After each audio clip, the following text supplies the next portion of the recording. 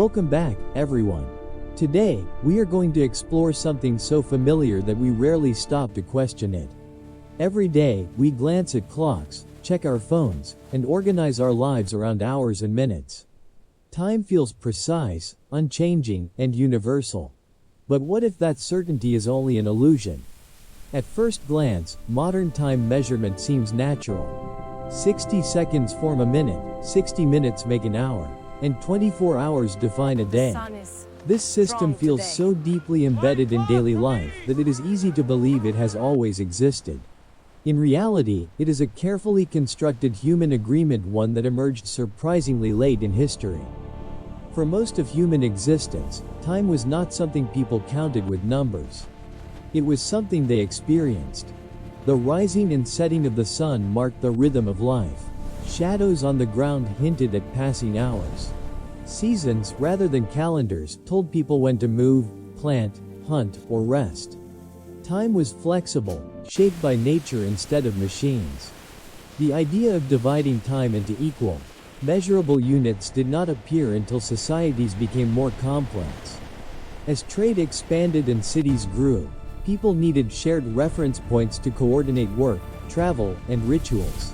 Slowly, time transformed from a natural flow into a standardized system that could be tracked, recorded, and controlled. This shift changed far more than daily schedules.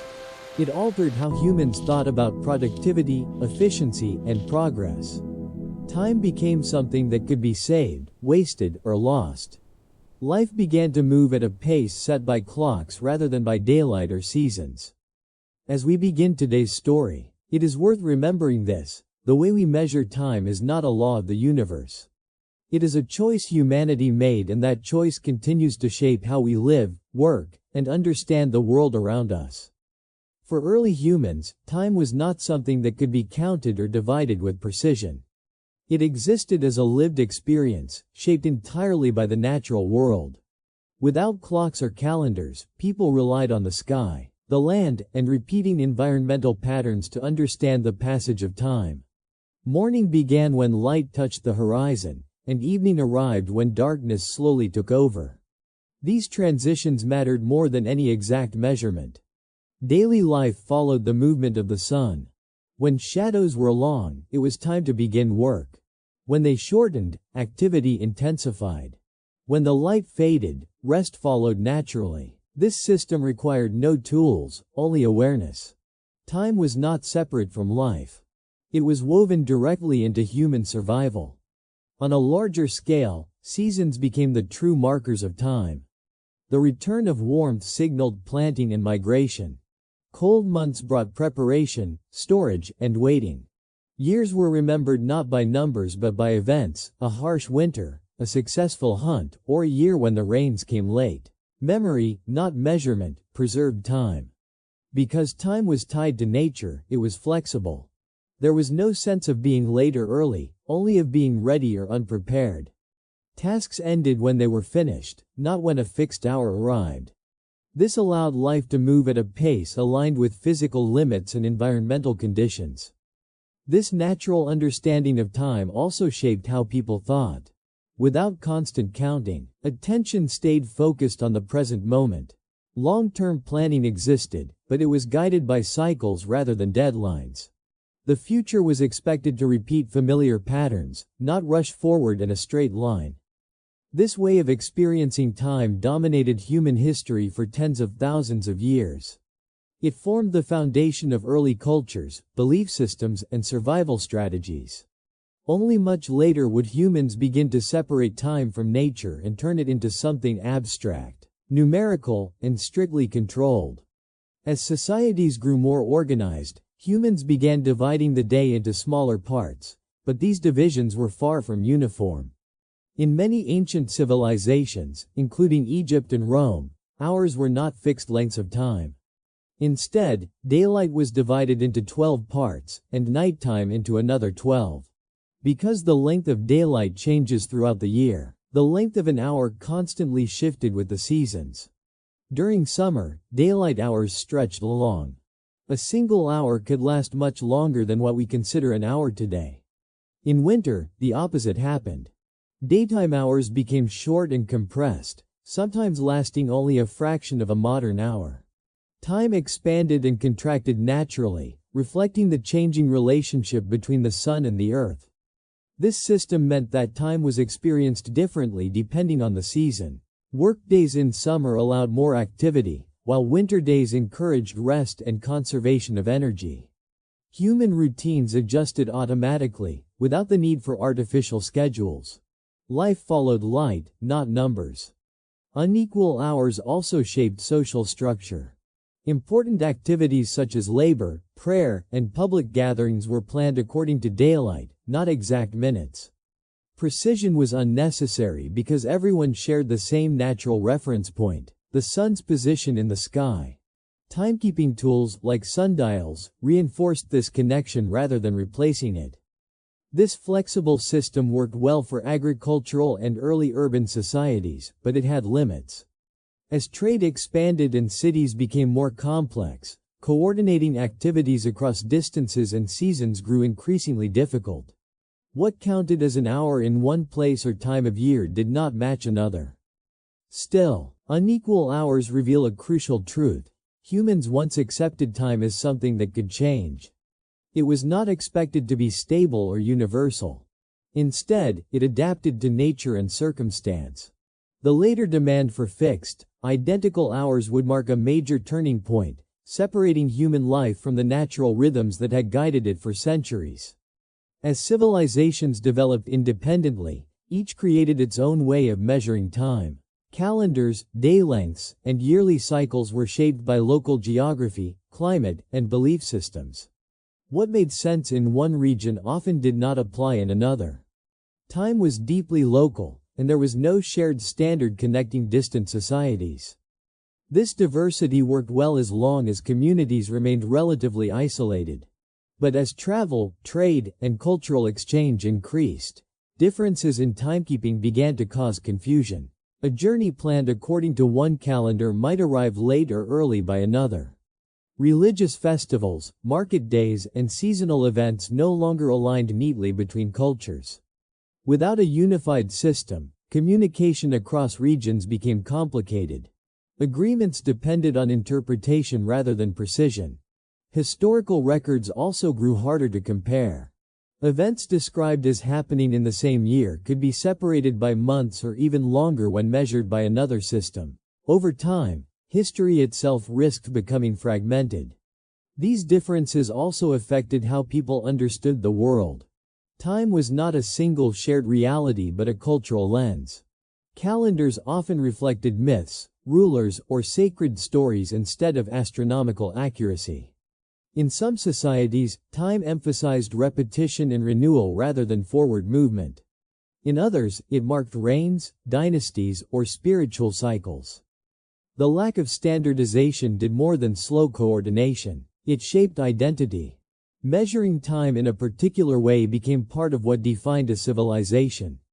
To adopt another system could feel like losing tradition or control. This resistance meant that even when better methods existed, change came slowly. Eventually, the growing need for consistency pushed societies toward shared time systems. Trade routes, expanding empires, and long-distance navigation demanded common reference points. This pressure would lead to one of the most influential shifts in human history, the move toward standardized time, and with it, a new way of organizing the world. The move toward standardized time marked a quiet but powerful transformation in human life. Once hours and minutes became fixed and identical everywhere, time was no longer flexible. It became precise, measurable, and increasingly authoritative. Clocks stopped reflecting nature and began dictating behavior.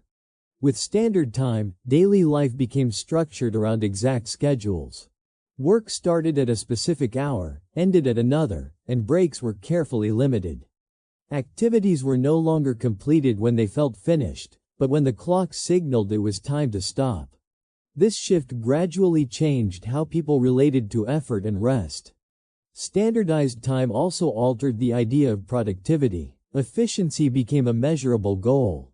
Tasks were expected to fit into defined time blocks, and value was often judged by how much could be done within a fixed period. Time turned into a resource, something that could be spent wisely or wasted.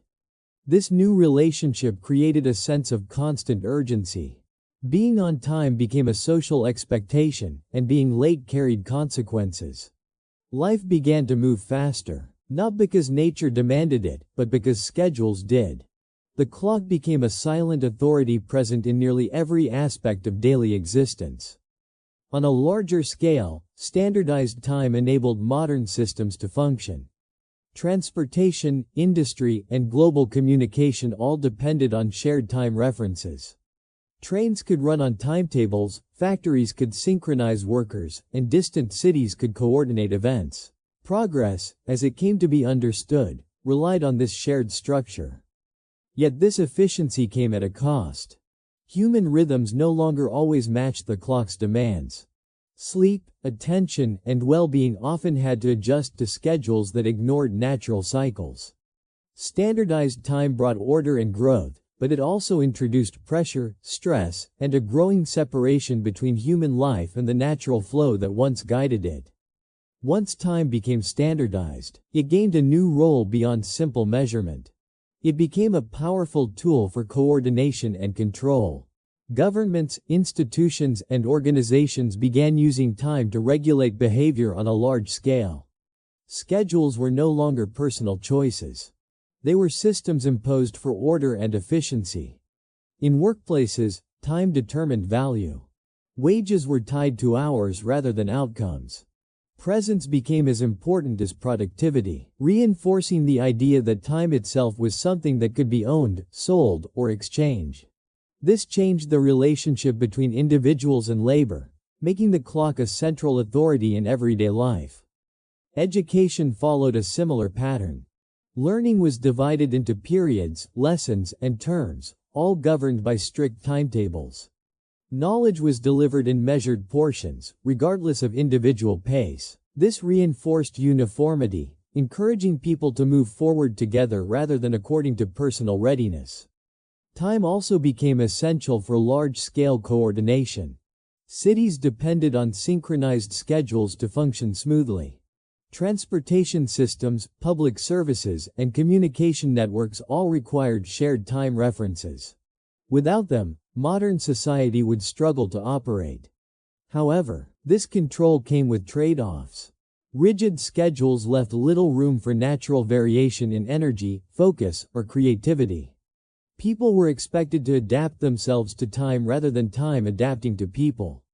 This often created tension between human needs and systemic demands. Over time, punctuality and time discipline became moral values. Being efficient and on schedule was associated with responsibility and reliability. Falling behind carried social judgment. Time was no longer just a neutral measure, it became a standard by which individuals and societies were evaluated. Through this shift, time transformed into an invisible framework shaping behavior, priorities, and power structures.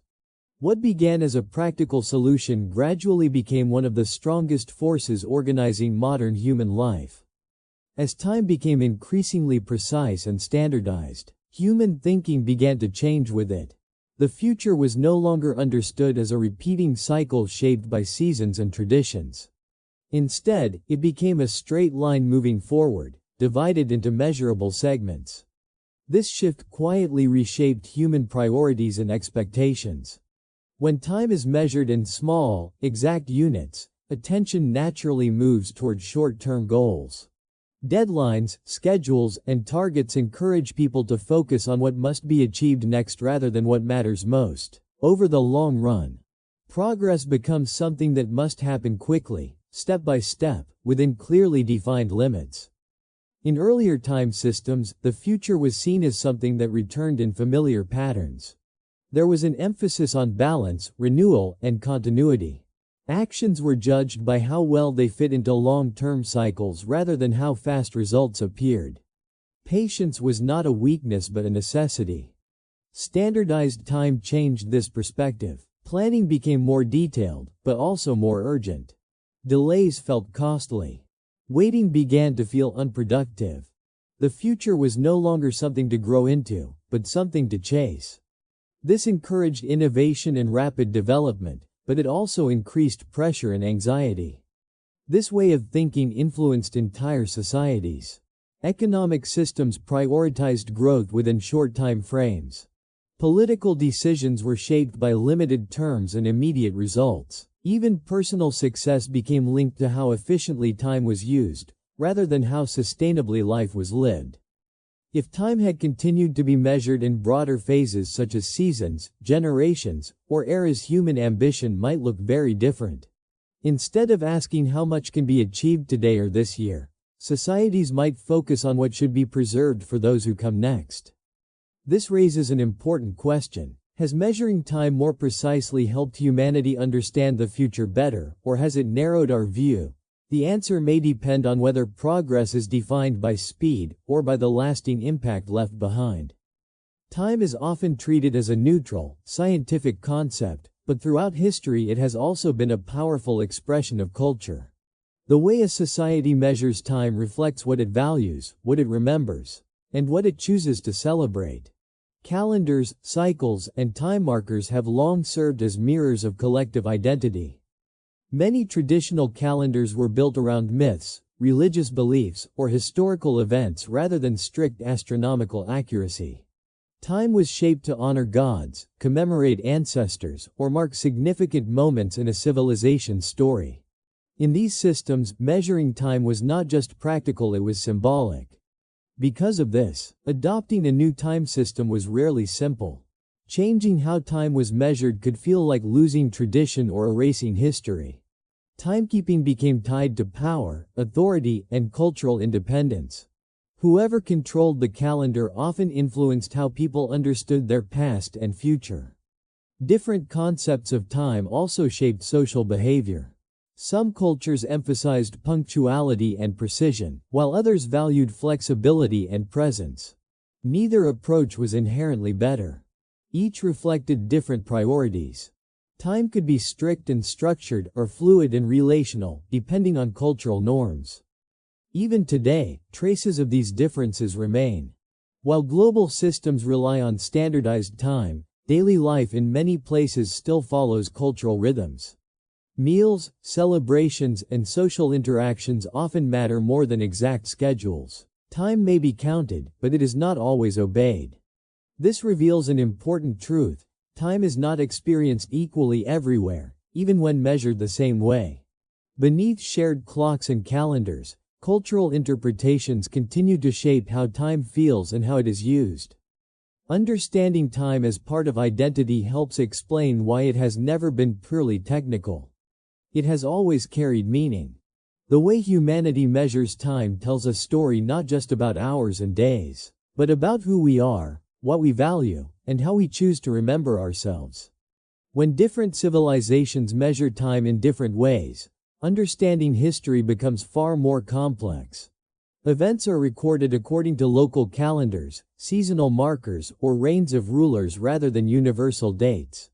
As a result, placing moments from different cultures onto a single timeline is often uncertain. A battle, a migration, or a natural disaster might be described as happening in the year of the Great Flood or during the reign of a certain king. Without a shared system, these references rely heavily on interpretation. Historians must translate one sense of time into another, and small errors can shift entire timelines. This lack of alignment can change how history is understood. Events that appear connected may have happened decades apart. Others that seem distant could have occurred simultaneously. The past becomes less like a straight line and more like overlapping layers, each shaped by its own temporal logic. Different time systems also influence which events are remembered and which are forgotten. Some cultures emphasize cycles, meaning events are less likely to be recorded as unique moments. Others focus on linear progression, highlighting milestones and turning points. What survives in historical records depends heavily on how time was perceived. Even with modern dating methods, uncertainty remains. Archaeological timelines are often ranges rather than exact points. This reflects the reality that precise timekeeping is a recent development. Much of human history unfolded without exact dates, and that ambiguity still shapes our understanding today. If time had always been measured differently, history might look less definitive and more interpretive. Instead of exact dates, we might focus on patterns, transitions, and relationships between events. The past would feel less fixed, but perhaps more human. This reminds us that history is not only about what happened, but also about how we choose to measure and describe when it happened. Time, in this sense, shapes memory as much as it shapes reality. If time were measured in broader phases rather than precise minutes, everyday life might feel fundamentally different. Instead of dividing existence into tightly controlled units, people would organize their lives around meaningful stages, transitions, and long-term rhythms.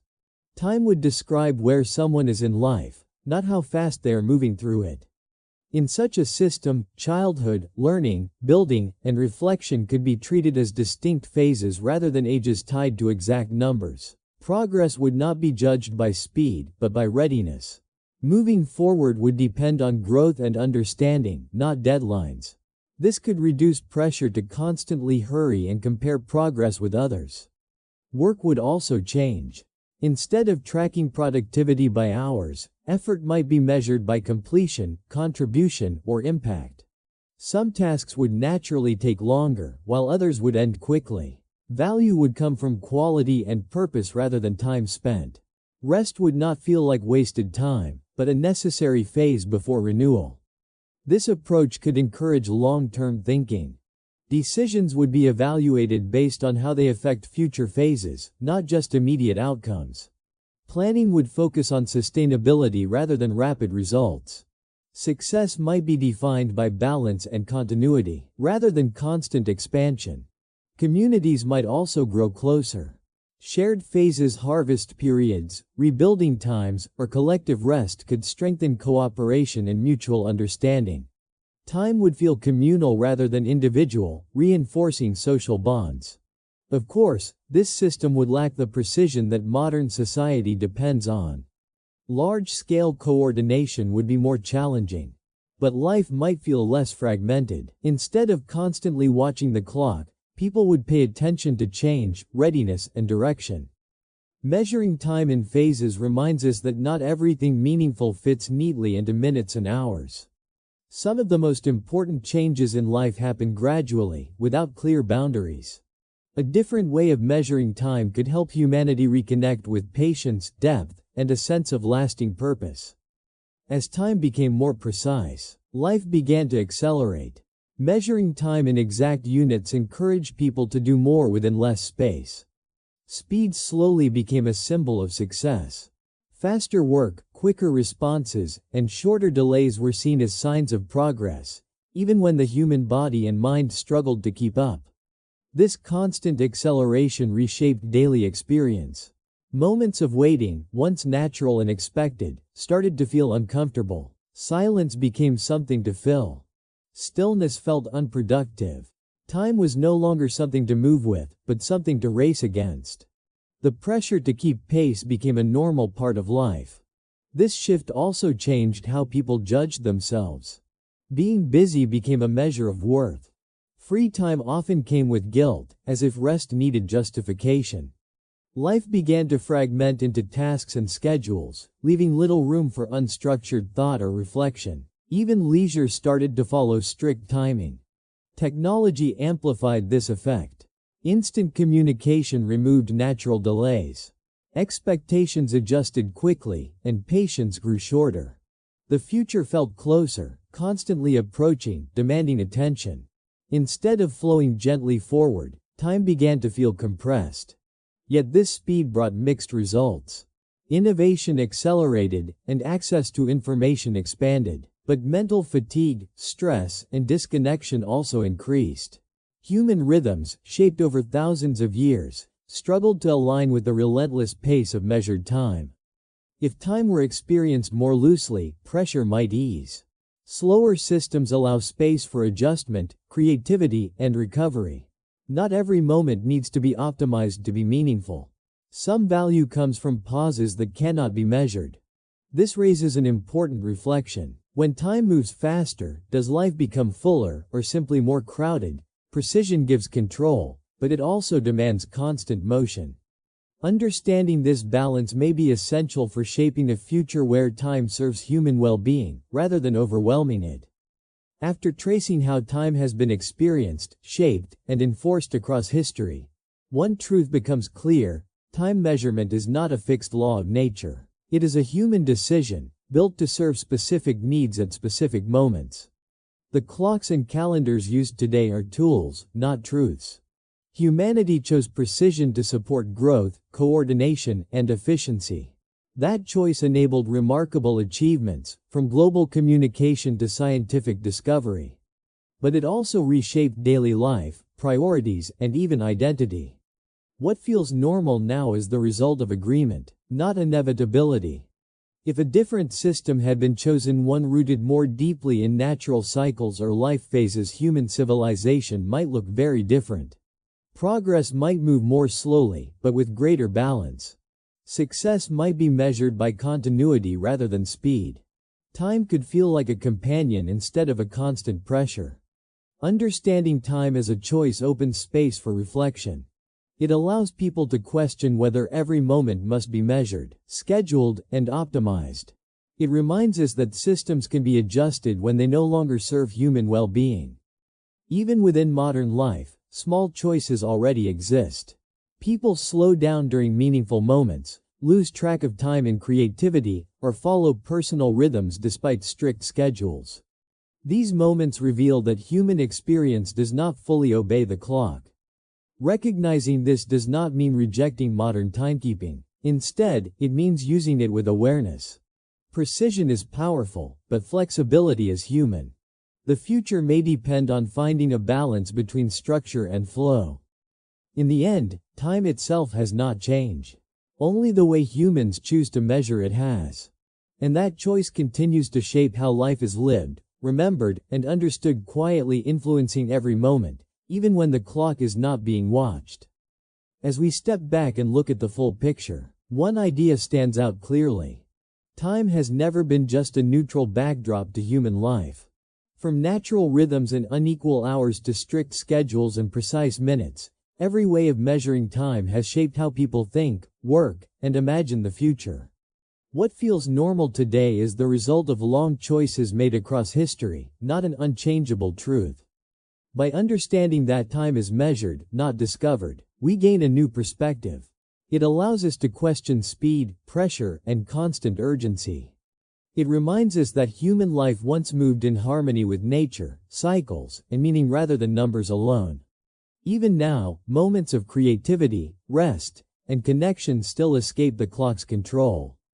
Perhaps the real lesson is not about changing time itself, but about changing our relationship with it. Precision can bring progress, but awareness brings balance. When we remember that time is a tool created by humans, we regain the freedom to use it wisely instead of being ruled by it. Thank you for spending this time with us and exploring this question together. If you enjoyed this journey through history and ideas, do not forget to support the channel and stay curious. Until next time, take care and may your time always be meaningful.